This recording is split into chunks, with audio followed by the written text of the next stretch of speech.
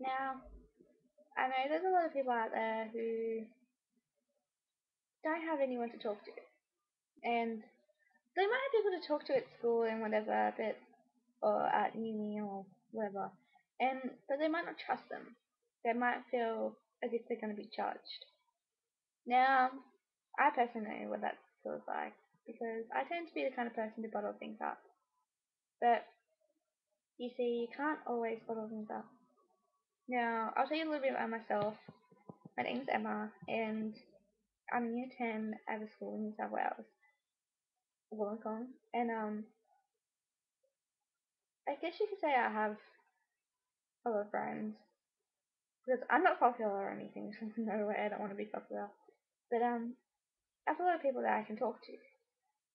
But sometimes I feel like that they will judge me. So I didn't the kind of person just to bottle things up and move on with life. Like, I don't know, something happens and I'm like, yeah, I'm fine. And I keep it inside me, but I come to the point where I just burst. I get that sick and tired of stuff that I just can't handle anything else. And I just burst, I guess you could say. I just burst into tears. And that's why, say, like, I'm sitting in class and the kid behind me is flicking his pen.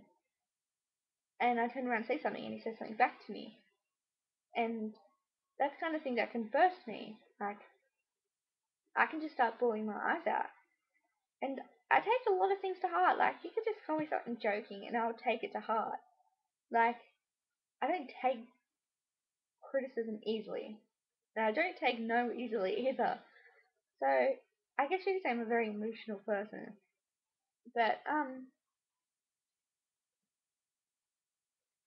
you kind of, you can't just bottle things up. Like, my pop passed away last year, towards the end. Like, I never really got to see him because he lives in Queensland. Like, I saw him once a year, once or twice a year, depending on financial stuff and that. And he was sick for a long time, and nobody knew why. And he had that disease where if he cuts himself, it bleeds a lot. Yeah. And they tried blood transfusions, they tried everything, but they just couldn't find the right thing. And he passed away. He passed away a couple of days after I saw him, and it really hurt. He passed away from the early stage of leukemia. So I did the world's greatest shave, but I didn't shave my head. I dyed my head dark, purple, but it didn't really work. But I earned like $300, which is really good considering like I was by myself. And I joined the Starlight Foundation, so I volunteer for them. Well, I haven't volunteered yet, but I'm volunteer for them. And on my 16th birthday, I'm donating blood. But you see, when my pop passed away, it really hurt. Like, really hurt.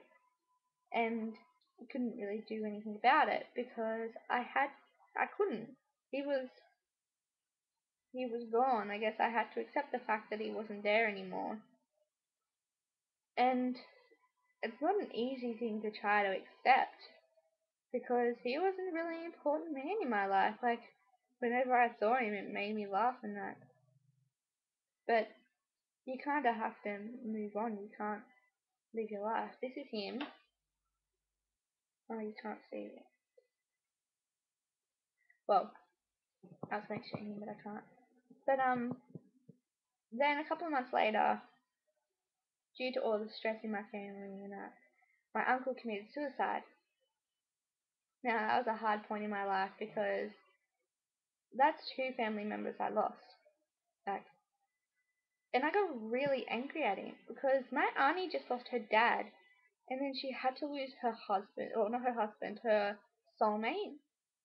I got really angry at him. Like, I wanted to punch him even though I couldn't.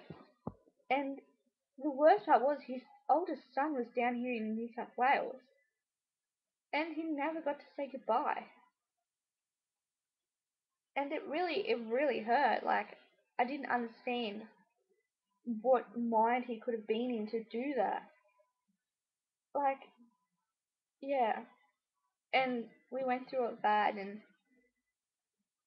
yeah, he donated his body. He helped people see again. He helped people, but just the fact that he did that really hurt because, like, if our family needed enough, like if our family had enough, we didn't need any more. And then I kind of got over it and decided to move on with life. But when we had to spread the ashes, it just reminded me of everything. We spread flowers as well. And like a week later, I went to Wollongong for a school excursion, and a flower washed up on the beach. And I looked at it, I'm like, I've seen this flower somewhere before. So I took a picture of it and took it home. And it was the same flower that we let off at my pop's ash scattering. And it just like amazed me. I was like, oh my gosh. But the whole point to my, like, you couldn't give up. I didn't. That's what pushes me. That's why I am so fragile at the moment because it's only been what 7 or 8 months. Like I still haven't gotten over it yet. Like, and then when I was in year six, which was 4 years ago, my great grandmother passed away all of a sudden, and I never got to say goodbye to her. See, I got to say goodbye to my pop, but I never got to say goodbye to her, and that really hurt because I was pretty much being a stubborn child. Like I didn't want to go see her because I was too cool to see her, and that. And now thinking back at it, I really wish I did because then we could have had so much more memories together. Like I have a lot of memories with them from my childhood, and I don't remember much from my childhood. And I do remember a lot then, but you've got to move on. You've got to continue your life, even though they have passed away. You know that they'll always be looking over you, and they'll always be proud of you no matter what.